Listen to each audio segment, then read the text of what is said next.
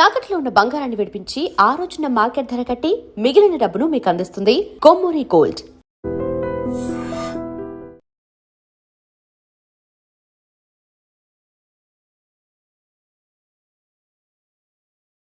మీరు పనిచేసిన కాలంలో నిర్బంధం కూడా ఉంది కదా బాగా. ఆ నిర్బంధంలో మీరు పడ్డ కష్టం అంటే చెప్పండి. ఎందుకు నిర్బంధంలో వచ్చావరా నాయన అని? అటువంటి ఏం ఫీలింగ్స్ అయితే ఎప్పుడు రాలే నాకు. అయితే అన్నం దొరకని రోజులు కూడా ఉన్నాయి ఫైరింగ్ అయినప్పుడు. అయితే ఆ కష్టాలు మామూలు అనేది ముందు నుంచే ప్రిపేర్ అయి ఉన్నాం కాబట్టి అవి అంత పెద్దగా ఉండవు. అన్నం దొరకని రోజు ఒకటి ఏం చేసేవారు అప్పుడు? దొరకనప్పుడు ఇప్పుడు ఏమవుతుంది, కొద్దిగా బియ్యం ఉన్నాయనుకో దాన్ని జావాలాగా అంబలాగా చేసుకుని తాగడం. కొంతమంది చింతపండు బూడిద కలుపుకొని తినే రోజులు కూడా ఉండేవి కదా. అక్కడ అటువంటి ఏం చేసిన లేదు. కానీ ఇక వేరే వేరే ప్రాంతాల్లో వాళ్ళకి ఆ పూట గడవడం కోసం లేదా బతకడం కోసం ఎన్నో రకాలు చేసినవి ఉన్నాయి. అసలు మీ దినచర్య ఎలాగుంటుందండి? ఇప్పుడు దినచర్య అనుకున్నప్పుడు ఉదయం మనం లేచినామంటే కాలకృత్యాలు తీసుకున్న తర్వాత బ్రష్ చేసుకుంటాం. ఇవి అంతా అంటే కాలకృత్యాలంటే మీరు ఒకే దగ్గర ఉంటారు కదా, తిరుగుతుంటారు కదా, అక్కడ మీకు చరువు ఏదో ఉండాలి కదా. అంటే నీళ్లు తెచ్చుకొని పెట్టుకుంటారు డబ్బాలలో, తర్వాత ఎవరు వాళ్ళు నీళ్ళు తీసుకొని వెళ్ళిపోతారు. ఇక చెరువు అటు ఇట్లా ఊర్లలాగా ఉండదు కాబట్టి ఏమైనా డబ్బాలు ఉంటాయి, లేకపోతే ఈ పాలిథిన్ కవర్లు ఉంటాయి, వాటిలో తీసుకుపోతారు. ఉదయం కాలకృత్యాలు అయిపోయిన తర్వాత రోల్ కాల్ చేస్తారు. ఎంతమంది ఉన్నారు, ఈరోజు ప్రోగ్రామ్ ఏంటిది, ఏమేమి చేయాలని అది చెప్పిన తర్వాత ఎక్సర్సైజ్ చేస్తారు. ఎక్సర్సైజ్ చేసిన తర్వాత మళ్ళీ టీటిఫిన్ ఉంటుంది. టీటిఫిన్ అయిన తర్వాత వెపన్స్ క్లీన్ చేసుకుంటారు. వెపన్స్ ఉన్నవాళ్ళు క్లీన్ చేసిన తర్వాత సమిష్టి అధ్యయనం అనేది ఒక క్లాస్ లాగా జరుగుతుంది, ఒక 2 గంటలు. దాని తర్వాత పెట్రోలింగ్ చేసుకుంటారు. ప్రొటెక్టివ్ పెట్రోలింగ్ అంటారు. ఉన్న మన మకం చుట్టూ పెట్రోలింగ్ చేసుకుంటారు. మళ్ళీ లంచ్ చేస్తారు. లంచ్ చేసిన తర్వాత విశ్రాంతి ఉంటుంది. 12 నుంచి 2 వరకు విశ్రాంతి. తర్వాత వ్యక్తిగత అధ్యయనం అంటారు అన్నమాట. వ్యక్తిగతంగా చదువుకోవడం అనేది ఉంటుంది. మళ్ళీ 2 గంటలకు ప్రాథమిక విద్య ఉంటుంది.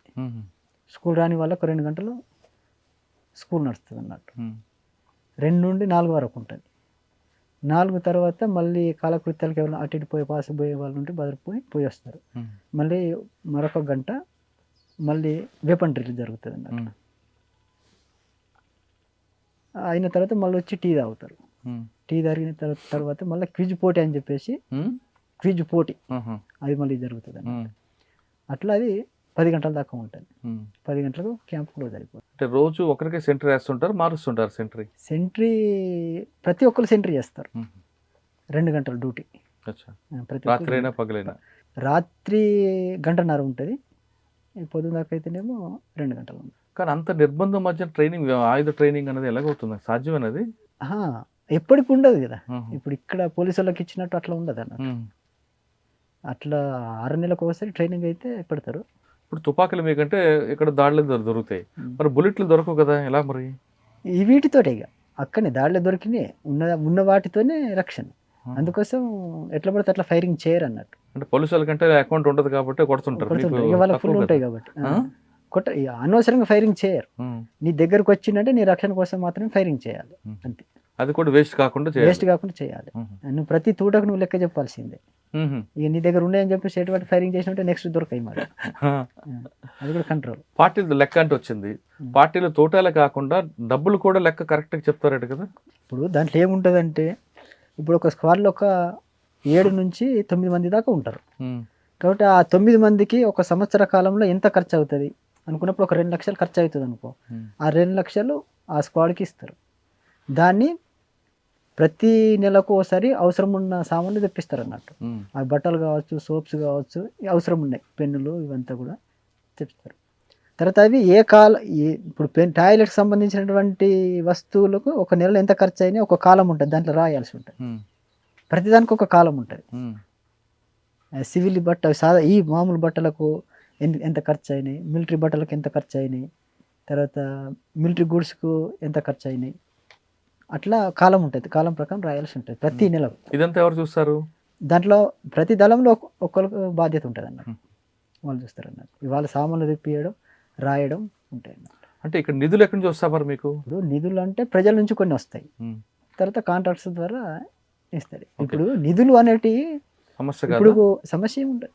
ఇప్పుడు కాంట్రాక్ట్స్ ఉన్నారు అనుకో, ఇప్పుడు నేనున్న ప్రాంతంలో నేను చూసింది రోడ్లు వేస్తారు అన్నట్టు. రోడ్లు వేసేటప్పుడు వాళ్ళు అసలు స్వతంత్రంగా వచ్చి ఇచ్చిపోయినవి కూడా ఉన్నాయి.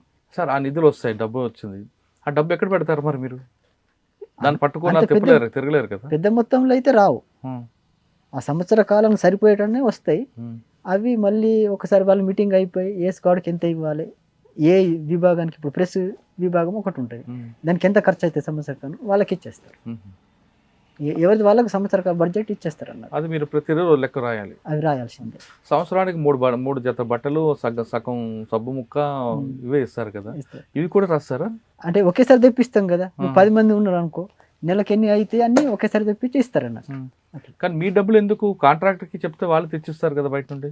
అట్లా తెప్పిస్తే ఇస్తారు, కానీ ఇక ఎప్పటికి వాళ్ళ మీద ఆధారపడలేం కదా. వాళ్ళు రావడం పోవడం, వాళ్ళ వెనక ఫాలో కావడం ఇవన్నీ ఉంటాయి. వాళ్ళు కూడా ఎప్పటికి పిలవలేము వాళ్ళని.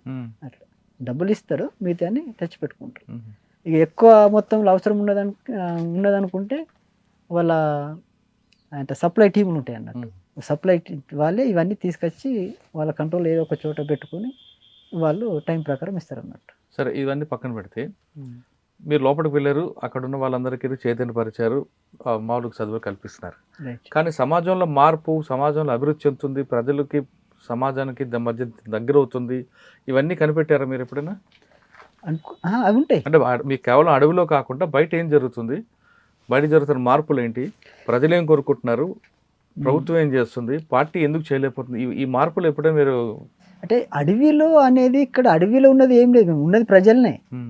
అడవి అనేది ఏదైతే మీరు అడవిలో ఉన్న చుట్టూ ప్రజలే, వాళ్ళు మిమ్మల్ని హారతి పలికారు కాబట్టి వాళ్ళు ఆనందంగా ఉన్నారు, అదే రాజ్యం అనుకున్నారా? లేదు భారతదేశం చాలా ఉంది, మిగతా రాష్ట్రాలు ఏం జరుగుతుంది అన్న అభివృద్ధిని గుర్తించారా లేదా? ఉన్నది. మిగతా ప్రాంతం ఎప్పటికప్పుడు ఆ విశ్లేషణ కూడా ఉంటుంది, అధ్యయనం చేయడం జరుగుతుంది, ఏ ప్రాంతంలో ఏమున్నదని. ఇప్పుడు అటవీ ప్రాంతంలో కాకుండా మైదాన ప్రాంతంలో కూడా సమస్యలు ఉన్నాయి కదా. ప్రతి ఒక్కరికైతే ఉన్నదైతే ఏం లేదు, ప్రతి విషయంలో అసమానతలు ఉన్నాయి. ఆల్రెడీ కులమత భేదాలు ఉన్నాయి, ఆర్థిక సమస్యలు ఉన్నాయి, సామాజిక సమస్యలు ఉన్నాయి. కానీ ఒక ప్రాంతం ఇంకో ప్రాంతం తేడా ఉంటుంది. తేడా ఉంటుంది. ఇప్పుడు మైదానంలో జీవించే ప్రజల జీవన విధానం, అటవీ ప్రాంతంలో జీవించే ప్రజల జీవన విధానంలో తేడాలు ఉంటాయి, ఖచ్చితంగా తేడాలు ఉంటాయి. కానీ మీరు తెలంగాణ నుంచి వెళ్ళారు, తెలంగాణలో ఒకప్పుడు తలుపు తడితే వచ్చేవన్నారు, ఒక ఇంటికి తలుపు తట్టగానే ఒక స్వచ్ఛంగా తుపా పట్టుకు వచ్చేవాడు, నేను వెళ్తాను అడవులోకని. ఇప్పుడు ఆ సమస్య నుంచి రావట్లేదు, ప్రజలు మనకు దూరం అవుతున్నారు, తెలంగాణ రాష్ట్రం కాదు మిగతా రాష్ట్రాలు కూడా దూరం అవుతున్న విషయాన్ని కనిపెట్టారు ఎప్పుడైనా? దూరం అవుతున్నారు అనే దానికన్నా సమస్య కదా, సమస్య ప్రతిపాదికన వాళ్ళు వస్తారు, చూసి డ్రెస్ చూసో ఇది చూసో అట్లా రావడం అనేది ఉండదు అన్నట్టు. సమస్యల్ని కూడా ఎట్లా పరిష్కారం అవుతుంది, నా సమస్య ఉంది, నా సమస్య ఎట్లా పరిష్కారం అవుతుంది దాన్ని బట్టే ఉంటుంది. ఇప్పుడు పార్టీ ఎప్పుడు దళము ఊళ్ళో తిరుగుతూ ఉంటే దాని ప్రభావం ఉంటుంది ఖచ్చితంగా. ఎప్పుడు ఒకసారి వచ్చిందంటుకో ఎవరు అన్నట్టు ఉంటుంది అన్నట్టు. అది ఒకటి. అది ఓకే. నేను అడుగుతాను ప్రశ్న ఏంటంటే